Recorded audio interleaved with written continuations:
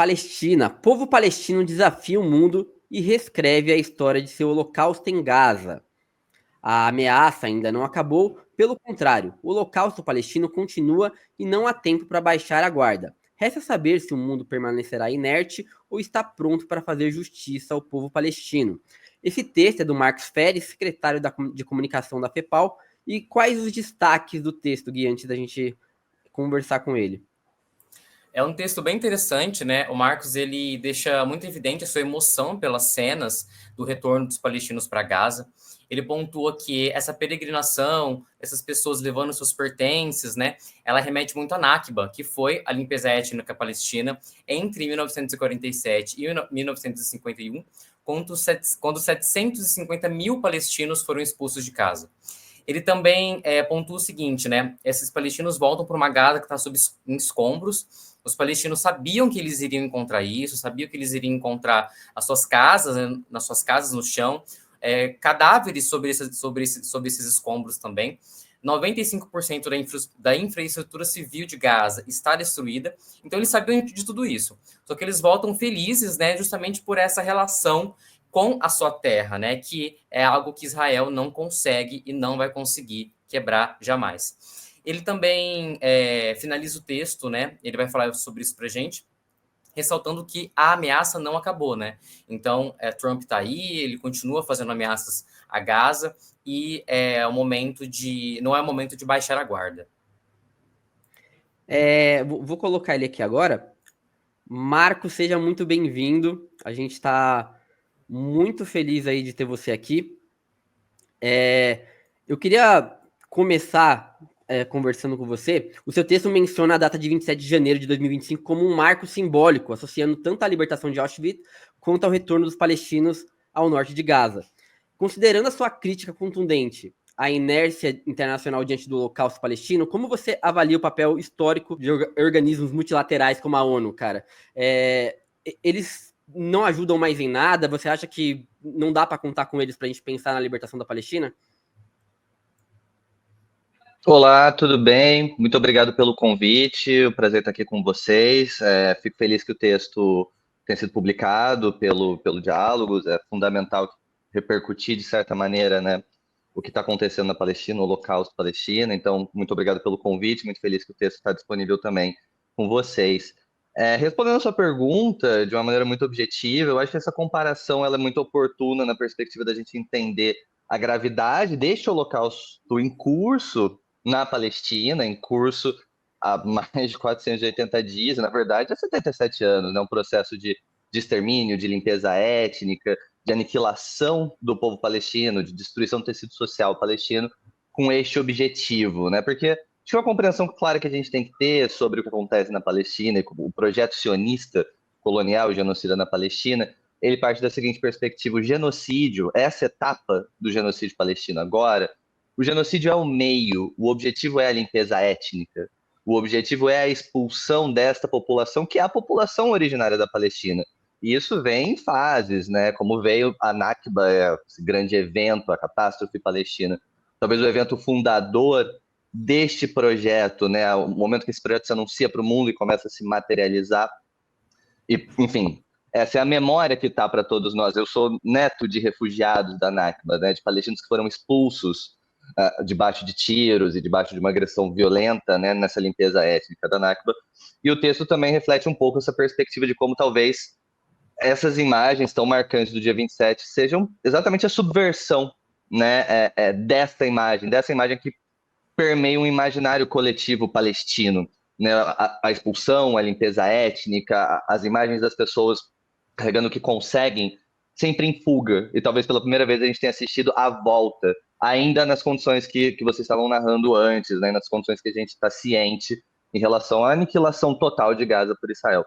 Sobre a ONU e sobre esse processo, também acho que é uma perspectiva importante de refletir, no sentido de que o contexto pós-Segunda Guerra Mundial, o Holocausto Euro-Judeu e a criação dessa noção de genocídio, crime dos crimes, e por consequência todo um aparato jurídico, político, multilateral para prevenir que eventos dessa natureza acontecessem de novo, O que eu acredito que a gente está assistindo, e que Israel, com patrocínio dos Estados Unidos, da Alemanha, do Reino Unido e de outras potências ocidentais, neste que é um genocídio ocidental, né? Israel executa um projeto genocidário patrocinado e mandado pelo Ocidente, em particular pelos Estados Unidos. Israel basicamente rasgou todo o sistema ONU, todo o sistema do direito internacional, né? Abriu um precedente para uma nova maneira de se fazer guerra, entre aspas, né? É uma experiência para o mundo, é uma experiência que diz muito a nós aqui no Sul Global sobre como as potências imperiais do mundo pretendem, a partir de agora, gerir suas guerras coloniais e seus processos de extermínio a partir dos interesses econômicos de uma elite capitalista global que fala a partir do norte, né? Então, o que eu entendo é que a gente vai passar da mesma maneira que a Segunda Guerra Mundial e que todos esses eventos obrigaram a uma reestruturação do sistema ONU, a criação da ONU, né? Uma reestruturação do sistema internacional de modo geral. O Holocausto Palestino talvez nos obrigue a fazer exatamente isso. A gente precisa começar a discutir, por exemplo, sistema de veto no Conselho de Segurança, a força de cortes internacionais que não são respeitadas, seja a Corte Internacional de Justiça na perspectiva do processo por genocídio contra Israel, que já ordenou uma série de medidas emergenciais que não foram atendidas, os vetos dos Estados Unidos no Conselho de Segurança, medidas como cessar-fogo, etc. e tal. A questão da ordem de prisão, né, no Tribunal Penal Internacional contra o Netanyahu está por aí, vai para os Estados Unidos agora, será o primeiro chefe de Estado, né, a visitar o Trump. Então, assim, a gente está diante de um escárnio. Eu vejo como um escárnio, genuinamente, assim, a maneira que eles escancararam, né, e rasgaram completamente um sistema que estava estabelecido há mais de 70 anos. O Gui tem uma pergunta também para fazer, Gui? Sim, eu ia fazer uma pergunta justamente sobre essa questão de ressaltar, né? Que o que aconteceu em Gaza, de fato, é um holocausto, né? Existe não é talvez, existe uma negação, né, de que o que aconteceu na Palestina é um holocausto, mas as cenas, né, o Alid, inclusive, fala muito sobre isso, em relação aos números, em relação à proporção de crianças assassinadas, de mulheres assassinadas, a proporção de assassinatos em relação à população total, né, da Palestina. Você poder ressaltar um pouco sobre isso, Marcos? Por que é importante entender que, sim, é um holocausto? Eu acho que isso, assim, as imagens por si só, né, elas de certa maneira já nos dão uma noção, e eu acredito que é uma noção ainda muito pequena em relação à factualidade, ao que de fato acontece no terreno, e aí na perspectiva de quem cobre o genocídio em tempo integral, desde o 7 de outubro, na verdade cobre e acompanha a situação na Palestina muito antes do 7 de outubro, o que a gente vê, ou o que chega como números, ainda é muito pouco perto da realidade. Mas existem alguns elementos, inclusive, né, que a gente pode observar.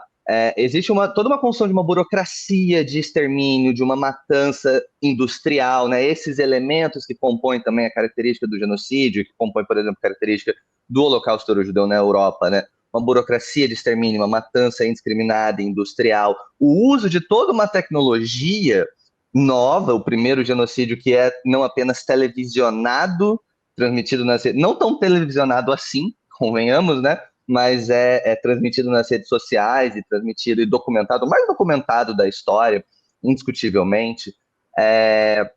Mas também uma característica do uso de novas tecnologias, do uso das inteligências artificiais, um assunto que está tão em voga hoje em dia, enquanto a gente discute qual é a IA mais interessante, ou qual é a melhor, é a chinesa, enfim, discussão que nos atravessa. Os israelenses e os Estados Unidos em Gaza usando ali uma tecnologia de extermínio e a inteligência artificial para gerar mais alvos e mais extermínio. E os números, tanto do número de palestinos assassinados, quanto da destruição da infraestrutura civil, a aniquilação deliberada do sistema de saúde. O objetivo é tornar impossível a vida em Gaza. Então, o que a gente tem é um cenário que basicamente está pensando na perspectiva dos Estados Unidos e do Trump e dos acentos que ele tem feito.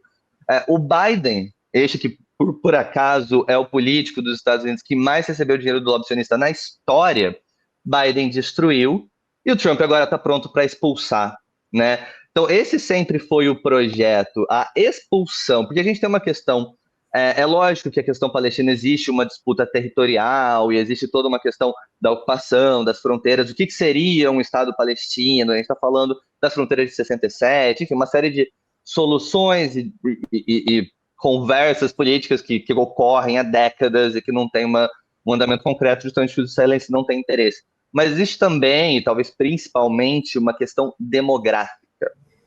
A demografia é uma questão chave na questão palestina. Hoje, mesmo com 78 anos de limpeza étnica, de um processo continuado de limpeza étnica e aniquilação na Palestina, nós ainda temos mais não judeus do que judeus na Palestina. Então, daí se torna, inclusive, necessário um processo de aniquilação massiva, como é feito em Gaza. A aniquilação massiva numericamente, e também para criar a condição de você expulsar desse território. E a gente não está nem discutindo aqui os mais de 6,6 milhões de refugiados palestinos que estão ali nos países árabes, ao redor, né, que esperam que se faça cumprir seu direito de retorno, pactuado desde 1948, né, por resolução da ONU. Então a gente tem esse holocausto palestino, para além daquilo que a gente consegue ver, daquilo que já está sendo documentado e produzido em relatórios, né, por organizações internacionais, por relatores da ONU, por observadores independentes e por aí vai, né, uma matança que aniquilou mais de 10% da população palestina de Gaza, né, isso é um absurdo, né, quando a gente pensar proporcionalmente, isso seria mais de 20 milhões de brasileiros aniquilados em 480 dias, isso é indecente, né, a gente se vê diante de uma situação em que este processo todo documentado e essa necessidade fica muito clara como este é o objetivo e como se criou uma condição perfeita para se cometer este crime de forma tão indecente e tão abonada, né, com cumplicidade da imprensa e de uma série de outras organizações de poder. Muito obrigado, Marcos. A gente fica muito feliz pela sua participação. Vou te liberar agora, porque a gente combinou só 15 minutinhos aí. Muito obrigado e espero que a gente possa repetir isso outras vezes aí. Agradeço, de verdade. Eu que agradeço pelo convite, prazer estar com vocês e à disposição quando precisarem. Muito obrigado, um abraço.